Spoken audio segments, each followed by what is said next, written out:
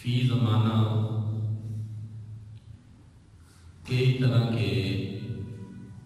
فتنے درپیش ہیں اور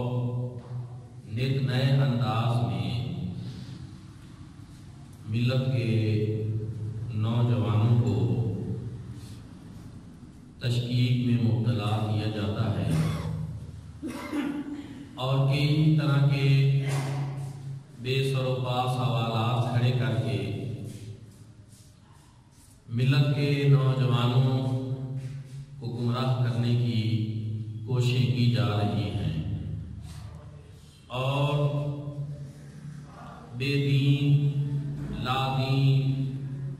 قسم کے لوگ وہ ان چیزوں کو بڑی ہوا دیتے ہیں۔ آج کل یہ بھی دین بیزار قوتوں کا ایک کہنا ہے کہ ہمیں کیا ضرورت پڑی ہے کہ ہم کسی خدا کو مانیں، کسی نبی کو مانیں، نبوت کی رسالت کی ضرورت ہی کیا ہے، جبکہ اللہ پاک نے ہمیں حواس دے رکھے ہیں، عقل دے رکھی ہے اور ہمیں اپنی عقل سے اور اپنے علم سے خود فیصلے کرنے چاہیے۔ کسی کے تابع بھائی نہیں ہونا چاہیے، کسی کے پیچھے نہیں چلنا چاہیے، ہمیں اپنے شعور سے فیصلے کرنے چاہیے۔ یہ ایک طرح کی سوچ جو ہمارے نوجوان نسل کے ذہنوں میں پختہ کرنے کی ایک صحیح نامشہور کی جا رہی ہے۔ آج کے اس جمعۃ المبارک کے اس مختصر سے وقت میں اس حوالے سے کچھ ضروری گزارشات آپ حضرات کی خدمت میں پیش کرنی ہے، اور بالخصوص چونکہ یہ سوشل میڈیا کا دور ہے اور ہماری بھی یہ بات بڑے دور تک پہنچتی ہے، اس لیے بھی میں ضروری سمجھتا ہوں کہ اس حوالے سے کچھ عرض کروں۔ اس میں کوئی شک نہیں کہ اللہ پاک نے ہر انسان کو علم کے کئی ذرائع عطا فرمائے ہیں، ان میں حواس خمسہ بھی ہیں کہ انسان اپنی آنکھوں کے ذریعے کسی چیز کو دیکھ سکتا ہے، اس کو قوت باصرہ کہتے ہیں، کانوں سے سنتا ہے، اس کو قوت سامعہ کہتے ہیں، زبان سے بولتا ہے اور ذائقہ بھی چکھتا ہے، اس کو قوت ذائقہ بھی کہتے ہیں، اور انسان ناک سے سونگھتا ہے، اس کو قوت شامہ کہتے ہیں، ہاتھوں سے چیزوں کو ٹٹولتا ہے، لمس کرتا ہے، اس کو قوت لامسہ کہتے ہیں۔ یہ اس طرح کے 5 حواس ہیں جن سے ہمیں علم حاصل ہوتا ہے کہ چیز ٹھنڈی ہے یا گرم ہے، میٹھی ہے یا کھٹی ہے، دیکھنے میں کیسی دکھتی ہے، ٹٹولنے سے پتہ چلتا ہے سخت جان ہے، نرم ہے، کیا ہے، بہت ساری یہ چیزیں ہیں۔ یہ بات تو ٹھیک ہے کہ انسان ان چیزوں سے ایک طرح کا علم بھی حاصل کر لیتا ہے اور پھر یہ ساری معلومات ان حواس خمسہ کی جو ہیں یہ عقل میں جاتی ہیں، عقل میں جاتی ہیں، اور پھر عقل جو ہے جب یہ حواس خمسہ غلطی کریں تو وہ ان کی رہنمائی کرتی ہے۔ اس میں پہلی چیز تو یہ ہے کہ جو کہتے ہیں کہ ہمارے حواس ہیں تو ہمیں کسی اور چیز کی ضرورت نہیں، ان کو بھی یہ معلوم ہونا چاہیے کہ ان حواس کے ہوتے ہوئے بھی کچھ اور قوتوں کی بھی ضرورت ہوتی ہے۔ ہماری آنکھوں میں قوت باصرہ موجود ہے، آنکھوں کا نور موجود ہے، ہم دیکھتے بھی ہیں، لیکن رات کی تاریکی ہو، بند کمرہ ہو اور ہمیں اپنے جوتے تلاش کرنے پڑے تو ہم روشنی کے بغیر نہیں کر سکتے۔ اگر ہمیں پڑھنا پڑے کتاب کو تو ہم کسی اور نور اور روشنی کے بغیر وہ نہیں پڑھ سکتے۔ تو پھر یہ ثابت ہو گیا کہ ان چیزوں کے ہوتے ہوئے بھی کچھ اور قوتوں کی بھی ضرورت ہوتی ہے، آنکھوں کے نور کے ہوتے ہوئے بھی کسی اور نور اور روشنی کی بھی ضرورت ہوتی ہے تو یہی چیز ہے کہ ایک انسان گاڑی میں جا رہا ہے، سفر کر رہا ہے، وہ جب اپنے ارد گرد کے ماحول کو دیکھتا ہے تو اس کو دکھائی دیتا ہے کہ یہ درخت، یہ پہاڑ، یہ چیزیں، یہ مکانات، یہ گاڑی سے دوسری طرف جو ہے، پیچھے کی طرف جو ہے یہ دوڑ ہے،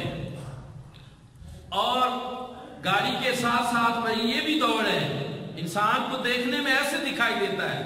لیکن پھر انسان کی عقل رہنمائی کرتی ہے کہ یہ آنکھوں کا ایک دھوکہ ہے، یہ ایک مغالطہ ہے، ساری چیزیں اپنی جگہ پہ موجود ہیں، گاڑی آگے کی طرف دوڑ رہی ہے۔ یہ ایک چیز کہ انسان کی ظاہری آنکھیں دھوکہ کھا جاتی ہیں، حواس دھوکہ کھا جاتے ہیں۔ جب انسان کے حواس دھوکہ کھاتے ہیں تو انسان کی عقل کا نور اس کی رہنمائی کرتا ہے۔ اور میرے بھائیوں اور دوستوں، انسان کی عقل بھی بعض دفعہ دھوکہ کھا جاتی ہے، تو جب کسی انسان کی عقل دھوکہ کھاتی ہے تو پھر نبوت کا نور اس کی رہنمائی کرتا ہے،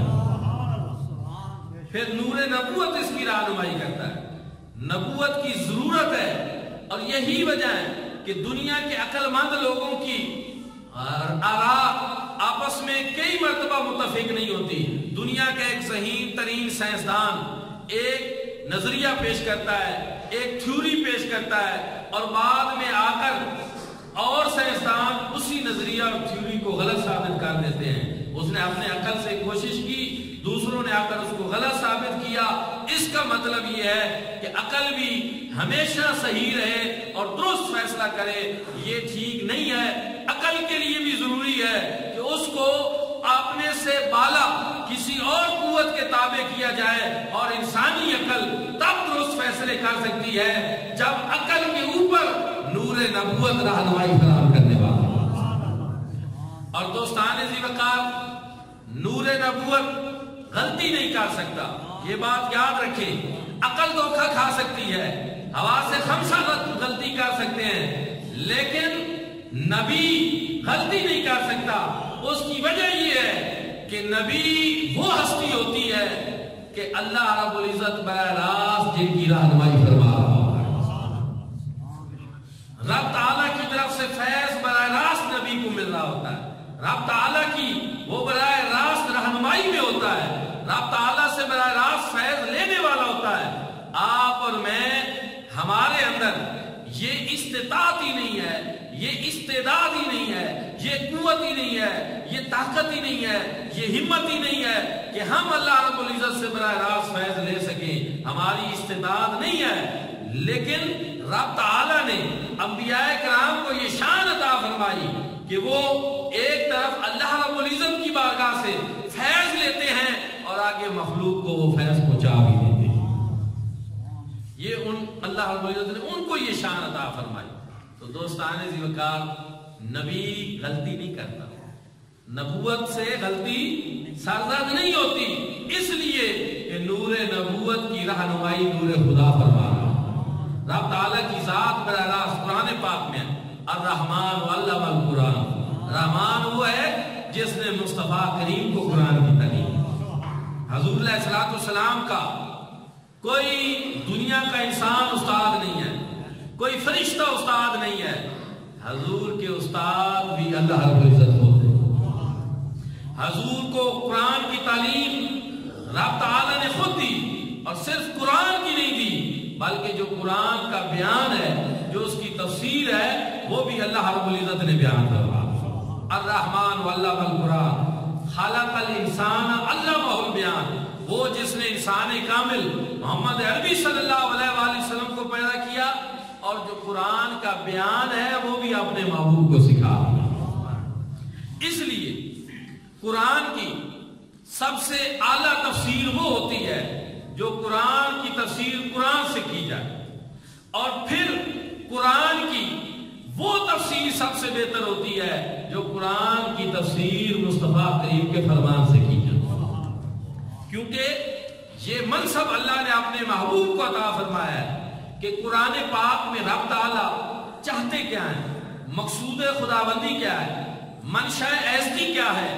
یہ آپ اور میں صحیح اندازہ نہیں لگا سکتے، یہ اللہ کے محبوب لگا سکتے ہیں، کیونکہ اللہ پاک نے اپنے محبوب کو یہ شان عطا فرمائی کہ تعلیم قرآن بھی اپنے محبوب کو خود دی، اور اس کا جو بیان ہے اس کی تفسیر ہے اور اس سے جو مقصود ہے وہ بھی رب تعالیٰ نے اپنے محبوب کو خود سکھا دیا۔ یہی وجہ حضور نبی کریم صلی اللہ علیہ وآلہ وسلم جب قرآن پاک نازل ہوتا تو شروع میں آپ تیزی سے قرآن پاک پڑھتے تھے کہ تاکہ مجھے ساتھ ساتھ یاد ہو جائے۔ رب تعالیٰ نے قرآن پاک نازل فرمایا اور فرمایا محبوب آپ یہ مشقت اتنی کیوں برداشت کر رہے ہیں؟ ہمیں تو آپ سے آپ کی اتنی مشقت بھی گوارا نہیں کہ آپ اپنی زبان اقدس کو تیزی کے ساتھ حرکت دیں۔ لا تحرک بی لسانک لتعجل بہ ان علینا جمعہ و قرآن۔ فرمایا محبوب آپ اپنی زبان کو تیزی کے ساتھ حرکت نہ دیا کریں، قرآن کو نازل کرنا اور آپ کے سینے میں اس کو جمع کرنا یہ ہم نے اپنے ذمہ لے رکھا۔ فَإِذَا قَرَأْنَهُ فَاتَّبِعْ قُرْآنَهُ، جب جبریل امین یہ قرآن پڑھتے ہیں تو آپ اس کو آہستہ آہستہ پڑھا کریں، تیزی کے ساتھ پڑھنے کی ضرورت نہیں ہے۔ ثُمَّ إِنَّ عَلَيْنَا بَيَانَهُ، اور صرف قرآن نہیں، جو اس قرآن سے مقصود ہے، جو اس کلام سے رب تعالیٰ چاہتے ہیں، فرمایا ثُمَّ إِنَّ عَلَيْنَا بَيَانَهُ، فرمایا ہم وہ بیان بھی آپ کو خود سکھا دیں، اس کی تفسیر بھی خود سکھا دیں۔ دوستان ذی وقار، اب یہاں سے پتہ یہ چلا کہ جس کو رب تعالی قرآن کی تعلیم دینے والے ہوں، قرآن کا عرفان عطا فرمانے والے ہوں، قرآن کے اسرار و رموز جو ہے وہ بیان فرمانے والے، رب تعالی کی ذات اور اس کی تفسیر توضیح جو رب کا مقصود ہے وہ سارا کچھ رب جس ہستی کو سکھا دے تو پھر اس ہستی سے غلطی نہیں۔ اور پھر رب تعالی نے بڑے واضح لفظوں میں قرآن میں ایک اور جگہ پر ارشاد فرمایا، رب تعالی نے ارشاد فرمایا کہ لوگوں، دنیا کے لوگ جو ہوتے ہیں ان کی ایک خیش نفس ہوتی ہے اور وہ اس کے پیچھے چلتے ہیں، اور جب وہ کوئی بات کرتے ہیں، کوئی فیصلہ کرتے ہیں تو وہ اپنی خیش نفس کے تابع کرتے ہیں، اس لیے ان کی باتوں میں خواہشات جھلکتی نظر آتی ہیں، دنیا کی خواہشات، اپنے دل کی خواہشات، اور یہ چیزیں، اس لیے ان کی باتوں کے پیچھے نہ چلو۔ حضور نے بھی ارشاد فرمایا کہ تم میں سے وہ شخص جو اپنی خواہشات کے پیچھے چلے اس کا دین کامل نہیں ہے۔ لیکن جب حضور علیہ السلام کی ذات والا شان کی بابت رب تعالیٰ ارشاد فرماتے ہیں وَمَا يَنْطِقُ عَنِ الْهَوَىٰ إِنْ هُوَ إِلَّا وَحْيٌ يُوحَىٰ، فرمایا حبیب آپ تو وہی بولتے ہیں جو رب تعالیٰ کی طرف سے آپ کو وحی کیا جاتا ہے، آپ اپنی خواہش نفس کے تابع ہو کر نہیں بولتے۔ اس لیے نبوت کے پیچھے چلنا، اس کا پیروکار بننا، اس کا امتی ہونا اور اس کی بات ماننا اور اس کی اطاعت کرنا، اس کی اتباع کرنا، یہ اس لیے ایک امتی پر ضروری ہے کیونکہ نبی اللہ رب العزت نے ایسی ہستی بنایا ہے جس سے غلطی کا احتمال نہیں ہوتا، جس سے خطا سرزد نہیں ہوتی۔ رب تعالیٰ نے انبیاء کرام کو جو ہے وہ عصمت والا بنایا ہے۔ اس وجہ سے دنیا کے باقی لوگوں کے پیچھے چلتے ہوئے آپ بھٹک سکتے ہیں، گمراہ ہو سکتے ہیں، وہ غلطیاں کر سکتے ہیں، اور میں نے پہلے عرض کیا حواس خمسہ جو ہیں یہ غلطی کھا جاتے ہیں، عقل غلطی کر جاتی ہے، لیکن جب یہ ساری چیزیں غلطی کرتی ہیں، حواس خمسہ غلطی کرتے ہیں، عقل کا نور رہنمائی کرتا ہے، اور جب عقل غلطی کرتی ہے تو نور نبوت اس کی رہنمائی کرتا ہے۔ اس لیے نبوت کی ضرورت اور رسالت کی ضرورت اس لیے ہے کہ ایک تو اس وجہ سے کہ جب انسان بھٹکے غلطی کرے تو وہ اس کی رہنمائی ہو جائے، دوسری جو میں نے پہلے بھی عرض کی کہ انسان کے اندر یہ استطاعت نہیں ہے، یہ استعداد نہیں ہے کہ وہ براہ راست اللہ رب العزت سے فیض لے سکے، تو پھر اس کے لیے بھی درمیان میں ایک ایسے واسطے کی ضرورت ہے کہ ایک طرف وہ اللہ رب العزت سے فیض لے سکے اور آگے مخلوق کو وہ فیض پہنچا سکے، اور رب تعالیٰ نے یہ استطاعت انبیاء کرام کے اندر رکھی، ان کو یہ صلاحیت عطا فرمائی، ان کو یہ عظمت ودیت فرمائی کہ انبیاء کرام کی شان یہ ہے۔ اسی وجہ سے ہم مصطفیٰ کریم صلی اللہ علیہ وآلہ وسلم کی حقیقت کو نور کہتے ہیں، اور اسی وجہ سے ہم یہ بھی کہتے ہیں کہ حضور لباس بشر میں تھے اس وجہ سے کہ اللہ رب العزت کی ذات سے فیض لینے کے لیے ضروری ہے کہ آپ کے اندر نورانیت والی مناسبت ہو، اور مخلوق کے خدا کو فیض دینے کے لیے ضروری ہے کہ اس کے اندر بشریت والی مناسبت ہو، تاکہ نورانیت کی مناسبت سے وہ اللہ رب العزت سے فیض لے سکے، اور بشریت والی مناسبت کی وجہ سے وہ مخلوق کے خدا کو فیض دے سکے۔ مولانا قاسم نانوتوی صاحب نے اسی لیے یہ بات کہی کہ رہا تیرے جمال پہ حجاب بشریت، نہ جانا تجھے کسی نے بجز ستا، کہ اللہ رب العزت نے آپ کی نورانیت کی حقیقت کو بشریت کے پردوں میں چھپا رکھا ہے، تاکہ ایک طرف جو ہے آپ اللہ رب العزت سے فیض لے سکیں، اور دوسری طرف جو ہے مخلوق کے خدا کو فیض دے سکیں۔ امام غزالی رحمۃ اللہ تعالی علیہ نے اسی سلسلہ میں ایک مثال ذکر فرمائی ہے۔ آپ فرماتے ہیں کہ ہر گوشت اور ہڈی کے درمیان ہم دیکھتے ہیں کہ ایک ایسی ہڈی ہوتی ہے جس کی ایک طرف جو ہے وہ سخت ہوتی ہے اور دوسری طرف نرم ہوتی ہے، اور وہ اس لیے ہوتی ہے کہ اپنی سختی کی وجہ سے وہ ہڈی کے ساتھ جڑی رہے، اور اپنی نرمی کی وجہ سے وہ گوشت کے ساتھ جڑی رہے۔ پھر اس موقع پر وہ کہتے ہیں کہ ہم یہی دیکھتے ہیں کہ انبیاء کرام کو بھی اللہ رب العزت نے ایسی صلاحیت عطا فرما رکھی ہوتی ہیں کہ جن کی وجہ سے وہ اللہ رب العزت سے فیض لے سکتے ہیں، اور پھر ان کو ایسی صلاحیتیں بھی عطا فرما رکھی ہوتی ہیں جن کی وجہ سے وہ فیض آگے مخلوق خدا کو دے سکتے ہیں۔ اس وجہ سے نبوت کی، رسالت کی یہ ضرورت ہے انسان کو، کہ کوئی انسان جو یہ سمجھتا ہے کہ میں مادر پدر آزاد ہوں، میرا جو جی چاہے میں کرتا رہوں، مجھے کسی رہنمائی کی، کسی ہدایت کی کوئی ضرورت نہیں ہے، تو میرے بھائیوں اور دوستو وہ خواہش نفس کا پیروکار تو ہو سکتا ہے، لیکن وہ انسانی فلاح نہیں پا سکتا، وہ اپنی دنیا کو نہ بہتر کر سکتا ہے، نہ اپنی آخرت کو بہتر کر سکتا ہے۔ اسی لیے رب تعالیٰ نے ارشاد فرما دیا لقد کان لکم فی رسول اللہ اسوۃ حسنہ، فرمایا تحقیق تمہارے لیے میرے رسول گرامی صلی اللہ علیہ وسلم کی زندگی بہترین نمونہ، بہترین ماڈل ہے۔ جس پہلو اور جس زاویے سے دیکھو گے اور تمہارا زندگی کے جس شعبے سے تعلق ہوگا، تمہیں وہاں سے کامل رہنمائی ملے گی، کیونکہ حضور علیہ الصلوۃ والسلام انسان کامل ہیں، اور ہر پہلو سے اور ہر زاویے سے رب تعالیٰ نے مصطفیٰ کریم صلی اللہ علیہ وآلہ وسلم کی ذات میں خوبیاں جمع فرما دی ہیں، علم کی خوبیاں، عمل کی خوبیاں، حلم کی خوبیاں، کردار کی خوبیاں، گفتار کی خوبیاں۔ کون سی کائنات میں وہ چیز ہے جس کو آپ خوبی کہہ سکتے ہیں اور اللہ نے اپنے محبوب کی ذات کے اندر وہ جمع نہیں کیا؟ مولانا اعظم چشتی نے تو کمال کر دیا، کہا سمجھا نہیں ہنوز میرا عشق بے سبار، تو کائنات حسن ہے یا حسن کائنات؟ دنیا کی ساری رانائیاں رب تعالیٰ نے ذات مصطفیٰ میں جمع فرما دی، ہر طرح کا حسن۔ اور حضور ضیاء یہاں تفسیر ضیاء القرآن میں فرماتے ہیں لقد کان لکم فی رسول اللہ اسوۃ حسنہ، یہ اسوہ جو ہے اس کی صرف جو ہے حسنہ سے لگائی، اور وہ نکرہ ہے، اور نکرہ عموم کے لیے ہوتا ہے کہ گویا اللہ رب العزت نے ایک خوبی نہیں، دو خوبی نہیں، ہر وہ چیز جس کو آپ خوبی اور کمال کہہ سکتے ہیں وہ ذات مصطفیٰ میں جمع فرما۔ آپ کی ذات کو جامع صفات بنایا، ہما گیر بنایا، ہما پہلو بنایا، ہما جہت بنایا، کہ دنیا کا کوئی انسان جس بھی زاویہ نظر سے دیکھے اس کو مصطفیٰ کریم صلی اللہ علیہ وآلہ وسلم کی ذات کے اندر کامل رہنمائی نصیب ہو۔ تو دوستان ذوالفقار اس لیے ضرورت ہے کہ ہم انبیاء کرام کے پیچھے چلیں، ان کی رہنمائی لیں، اور وہ فیض جو اللہ رب العزت سے لیتے ہیں اس کی روشنی میں ہم اپنی زندگیاں گزاریں۔ جو لوگ اپنی عقل سے زندگی گزارنے کی کوشش کرتے ہیں وہ کبھی کامیاب نہیں ہوتے۔ اور آخر میں آپ سب حضرات کو جو ہے ایک اہم مسئلہ بھی بتانا چاہتا ہوں۔ آج کل جو زمیندار حضرات ہیں ان کے لیے یہ ہے کہ وہ اپنی پیداوار کا عشر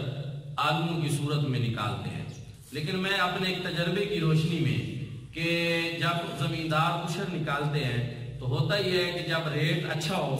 تو وہ فوری منڈی کی طرف رخ کرتے ہیں، اور پھر ایسا ایسا ریٹ کم ہوتا آتا ہے، اور جب ریٹ بھی بالکل کم ہو جائے اور آلووں کی فصل میں آلو بھی جب نکارہ رہ جائیں تو پھر ان کو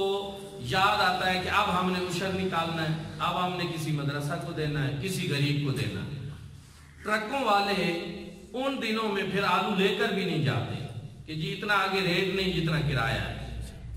یہ چیز میں عرض کرنا چاہتا ہوں کہ اگر اللہ رب العزت کی راہ میں آپ عشر نکالنا چاہتے ہیں تو اس کا یہ طریقہ کیا آپ نے اختیار کیا کہ نہ کسی غریب کو فائدہ ہوا اور نہ خود آپ کو فائدہ ہوا، کیونکہ رب تعالیٰ نے ارشاد فرمایا یا ایھا الذین آمنوا انفقوا من طیبات ما کسبتم ومما اخرجنا لکم من الارض، فرمایا اے ایمان والو جو تم پاکیزہ رزق کماتے ہو اس میں سے، ومما اخرجنا لکم من الارض، اور جو کچھ تم زمین سے پیداوار حاصل کرتے ہو، زمین سے جو کچھ نکلتا ہے اس میں سے زکوٰۃ دو، عشر دو،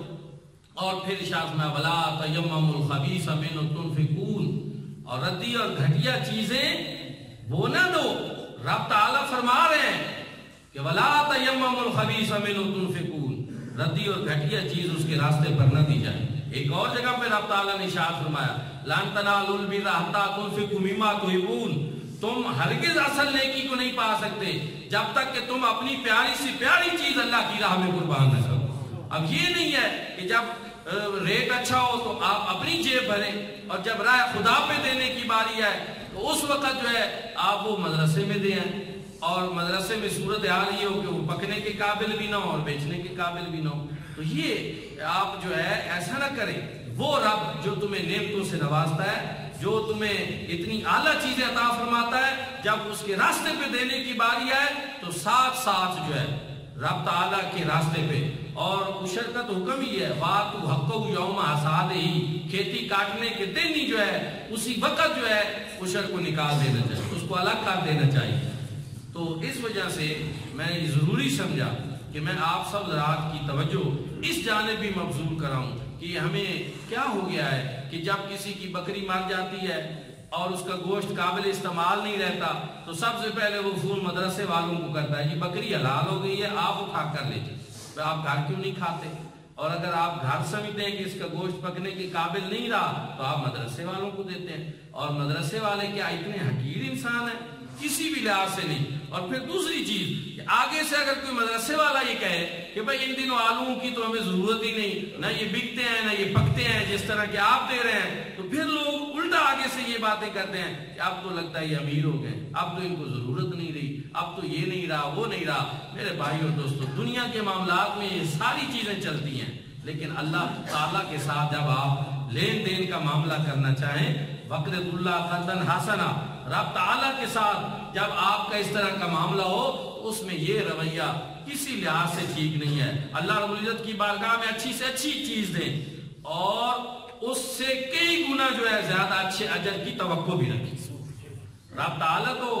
کسی کا ادھار نہیں رکھتے، وہ نوازتے ہیں، وہ عطا فرماتے ہیں، سب کچھ وہی دیتا ہے، اور اس کی توفیق کا عالم یہ ہے کہ ہم تو سمجھتے ہیں آئے گا کہاں سے، اور وہ فرماتا ہے یخرج الحی من المیت، کہ میں چاہوں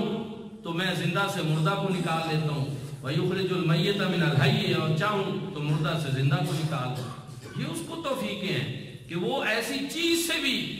ایسی چیز عطا فرما سکتا ہے جس سے کسی چیز کا صدور ہونا، کسی چیز کا نکلنا یہ ناممکن اور محال ہو، اور وہ ہمارے لیے محال ہے، رب تعالیٰ کے لیے محال نہیں ہے۔ اس لیے رب تعالیٰ کو اپنی ذات کے اوپر قیاس نہ کیا کریں، بلکہ جیسا اس کی شان ہے اس کی شایان شان جو ہے اس سے توقع رکھا کریں کہ وہ کریم ہے، وہ بہت عطا فرماتا ہے۔ اس لیے ہم نے دنیا کے معاملات جو مادیت کے معاملات ہیں ان کی طرح رب تعالیٰ کے ساتھ جو ہے وہ ایک سلوک کر رکھا ہے۔ اس طرح کا یہ قطعاً ایک بندہ مومن کو یہ باتیں زیب نہیں دیتی۔ دعا ہے کہ اللہ کریم ہم سب کو حضور نبی کریم صلی اللہ علیہ وسلم کی اتباع اور اطاعت نصیب فرمائے۔ آخر دعوانا الحمدللہ۔